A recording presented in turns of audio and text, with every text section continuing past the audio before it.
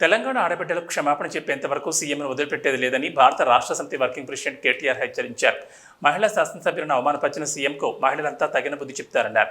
అసెంబ్లీలో నిరసన తెలుపుతున్న కేటీఆర్ సహా బీఆర్ఎస్ ఎమ్మెల్యేలను పోలీసులు అదుపులోకి తీసుకుని తెలంగాణ భవన్కు తరలించారు. ఈ సందర్భంగా పోలీస్ వ్యాన్లో నుంచి కేటీఆర్ మాట్లాడారు. సీఎం అహంకారపూరిత మొండి వైఖరి మార్చుకోవాలని డిమాండ్ చేశారు. మహిళా ఎమ్మెల్యేలకు క్షమాపణ చెప్పే వరకు సీఎంను వదలమన్నారు. సీఎం డౌన్ డౌన్ అంటూ కేటీఆర్ నినాదాలు చేశారు.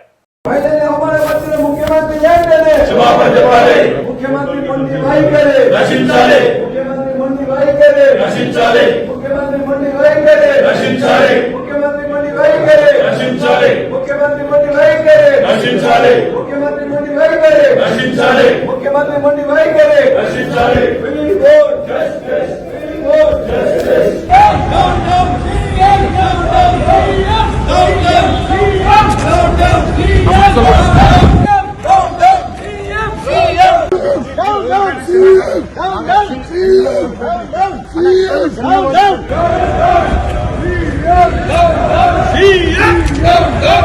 తెలంగాణ ఆడబిడ్డల్ని అవమానించిన ముఖ్యమంత్రి వెంటనే తెలంగాణ ఆడబిడ్డల్ని అవమానించిన ముఖ్యమంత్రి వెంటనే క్షమాపణ చెప్పాలి.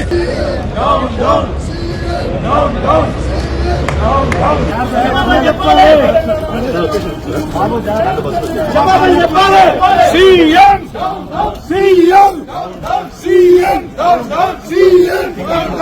ఒక తప్పదు. ముమ్మాటికి ఈ ముఖ్యమంత్రి తెలంగాణ ఆడబిడ్డలకు క్షమాపణ చెప్పేదాకా వదిలిపెట్టాం.